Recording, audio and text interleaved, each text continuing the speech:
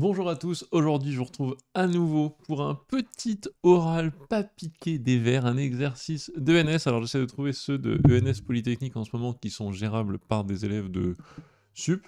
Et on va faire ça tout de suite, je pense que ça sera assez court entre guillemets, donc on va voir un petit peu. Le but c'est de démontrer que arccos 1 tiers sur pi n'appartient pas à Q. Donc irrationalité de arccos 1 tiers divisé par pi arccos, pour petit rappel, c'est l'angle dont le cosinus vaut 1 tiers. Enfin, l'angle unique, excusez-moi, entre 0 et pi, dont le cosinus vaut 1 tiers. Alors, petit 1, calculer E, exponentielle complexe de i alpha pi. On a donc i, pas du tout la bonne couleur, excusez-moi, hop, exponentielle i alpha pi égale, écoutez, exponentielle, alpha c'est arccos 1 tiers pi, sur pi, ça se simplifie, il reste i arccos 1 tiers. Magnifique. Petit 2. Montrer que alpha appartient à Q si et seulement si il existe un entier naturel, je commence par le sens direct, si et seulement s'il existe un entier naturel non nul n tel que 1 plus 2i racine de 2 égale 3 puissance n. Alors, qu'est-ce que c'est 1 et c'est racine de 2? C'est des trucs un peu bizarres. Moi, ce que je pense, c'est que j'ai pas du tout assez fait le travail dans la question 1. On va regarder ce que ça vaut. J'ai un arccos de 1 tiers. Vu que l'exponentielle, c'est du cos, je vais faire cos de arccos pour la partie réelle. Ça me fait 1 tiers. Plus i sin de arccos 1 tiers. Donc j'ai été beaucoup trop vite. Il fallait quand même faire ça. Or, arccos de 1 tiers, on sait quelque chose. C'est qu'on sait que c'est un angle. Vu qu'on est sur... on a un tiers qui est positif, en gros j'ai l'angle unique entre 0 et pi dont le cosinus vaut 1 tiers. Entre 0 et pi dont le cosinus vaut 1 tiers, l'angle il est ici. Donc son sinus est positif. Donc, moi je peux utiliser le fait que, vu que le sinus est positif, sin carré de arccos 1 tiers, ça je connais, j'applique 1 moins cos carré, donc 1 moins cos carré, donc 1 neuvième égale 8 sur 9. Et vu qu'on sait que l'angle a un sinus positif, comme je viens d'expliquer, quand je prends la racine carrée, je ne prends pas moins la racine carrée, mais je prends plus la racine carrée de tout ça. Et donc j'écris que sin de arccos 1 tiers égale racine carrée de 8, donc 2 racines de 2 sur 3. Génial. Et donc c'est pour ça qu'on trouve le truc de la question d'après. Voilà. Donc j'ai été un peu vite en besogne, laisser le truc comme ça, enfin c'était bête. On est là, on est bon, ça fait donc 1 tiers plus, 1 tiers facteur 2, 1 plus i 2 racine de 2. Et on commence à se dire, ah ok, c'est pour ça qu'il y a du 1 plus 2 i racine de 2 dans la question 3 et dans la question 2. Donc, si ça, on est sur alpha appartient à q, d'accord, mais alpha est positif, arccos de 1 tiers c'est positif, donc il existe pq appartient à n croix n étoile, tel que le PGCD entre les deux égale à 1 et alpha égale P sur Q. Et donc E de I alpha pi égale. Ok, cool. E de I P sur Q pi. Génial. Alors on me demande de montrer qu'il existe un entier tel que ce machin vaut 3 puissance n. Enfin bon, ce machin, j'ai bien compris que c'était E de I alpha, quoi, fois 3. Donc si vous voulez, moi 1 plus 2, 1 plus i 2 racine de 2, j'ai compris que c'était 3 fois e de i alpha pi. Donc j'ai ça en tête. Et donc si j'arrive à gérer, donc je vais mettre puissance n ce truc-là, j'aurai un n ici, et je comprends qu'il me faut une bonne puissance n sur e de i alpha pi. Mais qu'est-ce que je fais, moi? Toute l'astuce de cette question, c'est de prendre sa liberté. C'est de se dire, attends, il faut que je trouve un n. Ok, génial, je prends n égale, hop, 2q. N égale 2q me donne, écoutez, 1 plus i 2 racine de 2 puissance 2q égale 3 puissance 2q fois e de i, p sur q pi puissance de q, enfin fois p, enfin fois 2, q sur q ça dégage, p pi, génial, égale 3 puissance de q. Et donc c'est fini, j'ai bien ça, égale ça, c'est ce qu'on me demandait. Sens indirect, enfin sens inverse maintenant, si je sais qu'il y a cette relation, que se passe-t-il? Si j'ai cette relation, il existe n appartient à n tel que 1 plus i 2 racine de 2, hop, tout de suite sur 3, puissance n égale 1, ok? Donc je divise par 3 et je mets tout du même côté. Là je reconnais, ça c'est totalement les racines énièmes. Vous voyez, en fait, on peut quand même bien l'enchaîner, ça, je suis surpris que ce soit ENS, parce que il n'est pas évident, il demande des petits réflexes, mais honnêtement, ça s'enchaîne pas mal. Donc bon, ça se fait, on voit ça, on reconnaît les racines énièmes, donc, ça je vais l'appeler Z, si vous voulez. Donc j'ai Z égale, hop,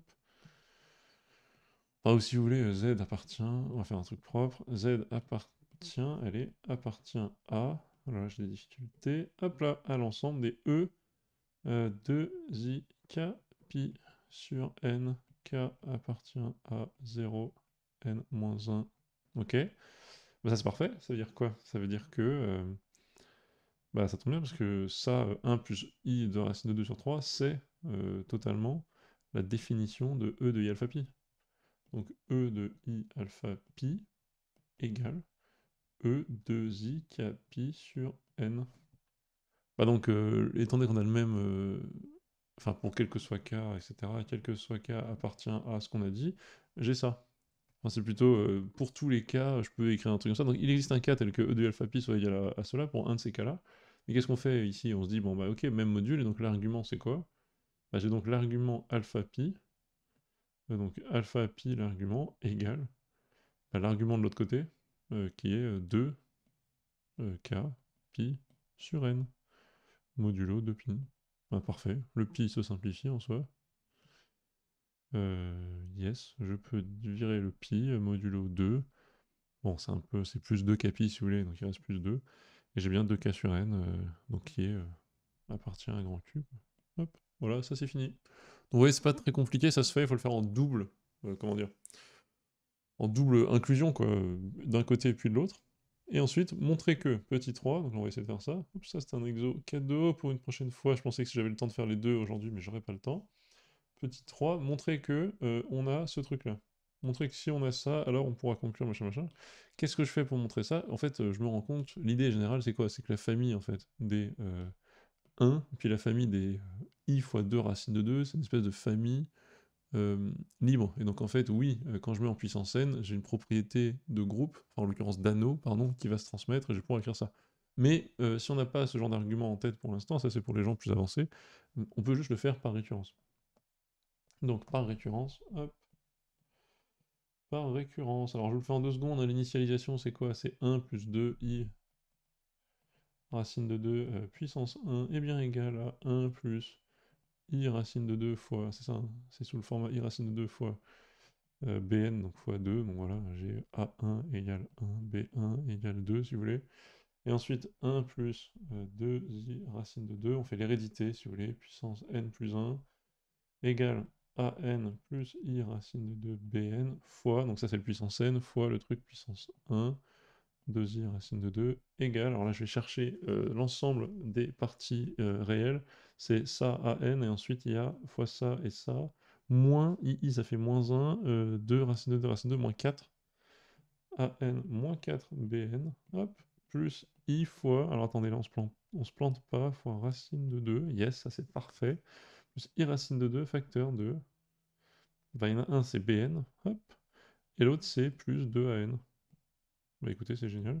Donc j'ai An plus 1 égale An moins 4 Bn, Bn plus 1 égale... Donc c'est démontré par récurrence, et surtout, Bn plus 2 An, surtout, j'ai l'expression de... Enfin, comment dire, j'ai avec la récurrence l'expression par récurrence, si vous voulez, de An et Bn. Alors c'est une espèce de système. Ça, en fin de sup, on sait le résoudre. C'est un système, c'est pas très dur, on met une petite matrice, on sait résoudre, mais c'est pas le problème ici. Nous, on veut montrer que, montrons que AN est différent de BN modulo 3. Bah, ça, c'est intéressant, ce qu'on peut faire, en fait, l'astuce ici, c'est de faire AN moins BN, donc on fait la différence. On écrit AN plus 1 moins BN plus 1 égale AN. Alors, moins 2AN, donc il reste moins AN. Ensuite, j'ai moins 4BN, moins 5BN. Alors, c'est pas ouf, vous allez me dire, mais on peut s'en sortir, regardez, on dit que c'est BN moins AN. Ok, donc Bn moins n, moins 6Bn. Et donc par récurrence également, qu'est-ce que je peux dire? Eh bien, si ça, enfin si 3 ne divise pas, enfin c'est plutôt on va faire dans le sens, si 3 divise Bn moins An, ok, donc moi ce que je veux montrer c'est que ça n'est pas divisé par 0. C'est plutôt si 3 ne divise pas, oui voilà, pardon, si 3 ne divise pas Bn moins An, c'est ça que je voulais montrer? On suppose... Oui, c'est ça, on fait par récurrence, pardon. On fait par récurrence également. Par récurrence, on suppose... C'est ça. Par récurrence, on suppose que 3 ne divise pas Bn moins An. Et qu'est-ce qu'on dit? Bah, si 3 divise An plus 1 moins Bn plus 1 par cette réécriture, bah, comme, enfin, si vous voulez, comme 3 divise An moins Bn et 3... Non, pardon, voilà. Si 3 divise ça, voilà, on le refait. Si 3 divise ça comme 3 divise ça vu qu'il y a un 6, alors 3 devrait diviser ça hors contradiction.